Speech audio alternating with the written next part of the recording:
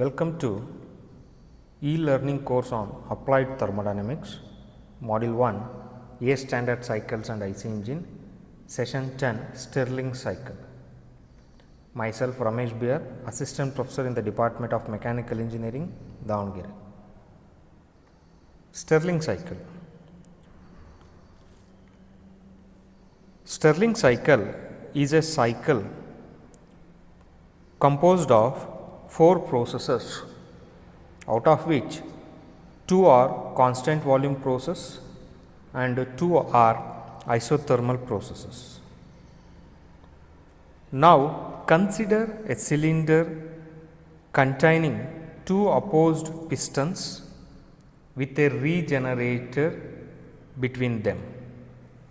The regenerator acts as a thermal sponge which absorbs and rejects heat energy alternately.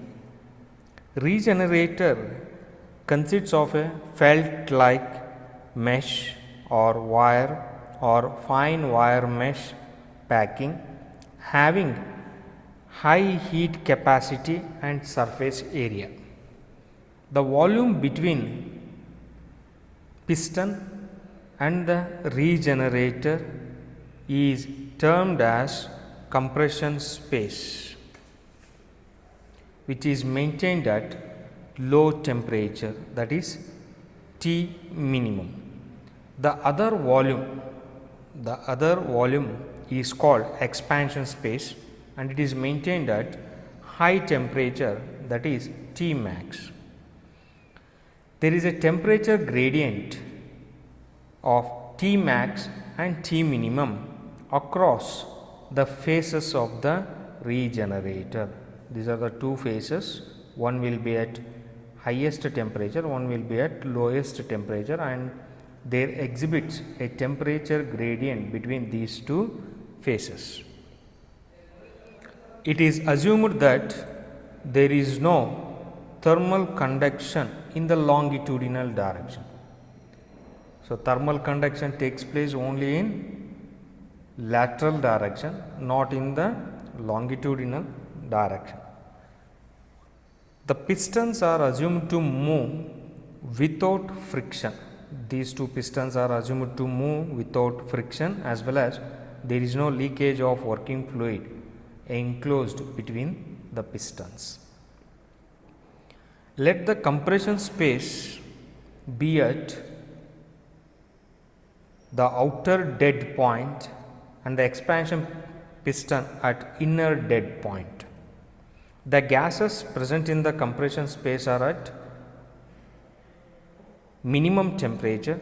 The volume, pressure and temperature are represented by state point 1 on PV diagram and TS diagram respectively. At state point 1, the volume is maximum. Now we see different processes of Stirling cycle one by one. The first process is from state point 1 to state point 2, which is isothermal compression process. That means the temperature is maintained constant here and compression takes place, means the volume on the expansion space, volume on the compression space is going to decrease. The compression space piston moves towards regenerator. The expansion piston is kept stationary. The compression takes place isothermally and heat is rejected from the working medium to the external link. As we have shown here, the heat is carried out by the help of water. Here the external source of link is water. The second process is from point 2 to 3, which is named as constant volume process. In order to maintain volume constant, both pistons both pistons here in the second diagram, both pistons move simultaneously in the same direction. The compression piston moves towards the regenerator and the expansion piston moves away from the regenerator. Now, the working medium is transformed from the compression space to expansion space through the regenerator. The working medium is heated from minimum temperature to maximum temperature. The heating takes place at constant volume, which results in increase in pressure also, which you can observe in TS diagram as well as PV diagram. So, temperature increases from minimum temperature to maximum temperature and pressure increases from P2 to P3 and the volume is maintained constant. The third process is isothermal expansion process, which is carried out from point 3 to point 4. The compression space piston remains constant, you can observe in the third diagram, while the expansion space piston moves towards the outer dead point and volume increases. You can observe in PV diagram, volume increases from V3 to V4.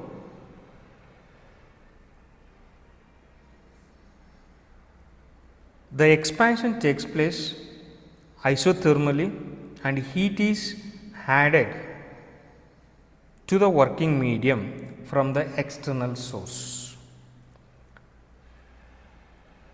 The last process here is from point 4 to 1, which is constant volume process.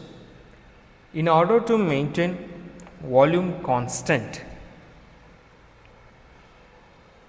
both pistons are moved simultaneously in the same direction. The expansion piston moves towards regenerator and the compression piston moves far away from regenerator.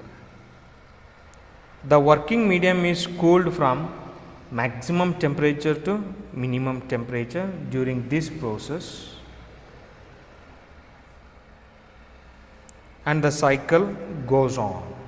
This is how a Stirling cycle is going to work with 4 different processes.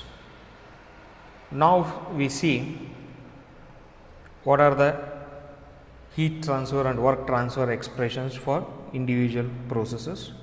The first process is 1 to 2 isothermal compression process. So, here heat transfer to the external link, that is heat transfer carried out by the water, will be equal to work done by the compression piston, and it is equal to minus R T1 ln V1 over V2.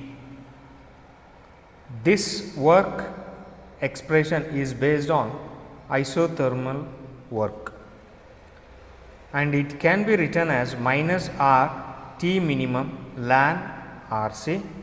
Here T1 is the minimum temperature in the cycle, you can observe in your TS diagram, and V1 over V2 is the ratio of total volume to clearance volume, which can be written as compression ratio. The second process is constant volume process. So, here the work will be 0 because the work volume is constant and heat transfer is given as Cv into T3 minus T2. The next process is 3 to 4, which is isothermal expansion process. So, heat transfer will be equal to the rate of work done during this process and it is given by RT3 ln V4 over V3, and here volume remains same, that is V2 will be equal to V3 and V4 will be equal to V1 and the ratio is taken as RC, and the temperature will be maximum here, that is why T3 is replaced with T max. And the last process is constant volume process. So here the volume is constant, work will be 0. So heat transfer is given as minus Cv into T4 minus T1. Negative sign represents heat is going out of the system. So the process 2, 3, that is constant volume, is represented with the help of second diagram. The third diagram is going to represent the isothermal expansion process, and the last diagram will represent the constant volume heat rejection process. Now we see the performance parameter thermal efficiency for Stirling cycle. So as we know, thermal efficiency is given by net work done by heat added. Net work done by can be written as heat added minus heat rejected over heat added. So heat addition takes place in the process 3, 4 and heat rejection in the process 1 to 2. So simultaneously expressions are substituted from the previous slide. So we will get R ln RC T max minus R ln RC T minimum over R ln RC T max. So R remains same in the numerator as the denominator, it get cancelled. Ln RC will also remain same and it get cancelled, and finally we will get T max minus T minimum over T max, and this expression can be written as 1 minus T minimum over T max by splitting the numerator term.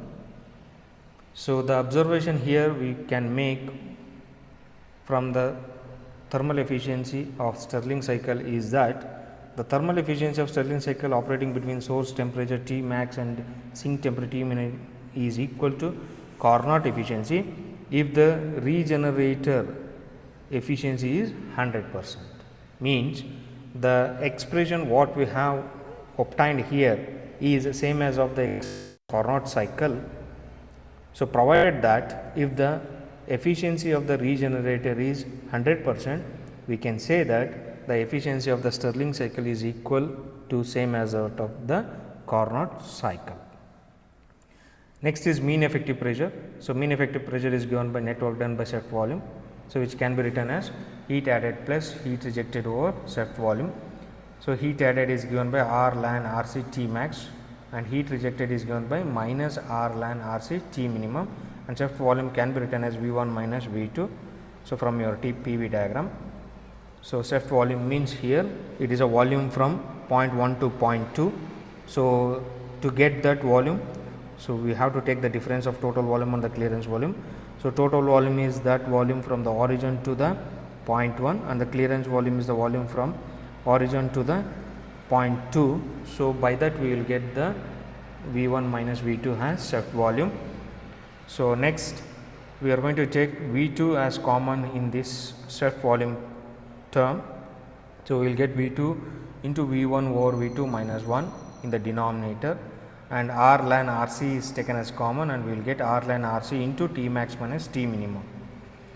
Since we know that V1 over V2 is RC, here in the denominator we can replace with this one with RC, and for a Stirling cycle there should be a minimum clearance between the piston of compression and piston of expansion as 1, or there should be a unit clearance between the both pistons. So for that reason we will take V2 as 1 in this case, or unit 1.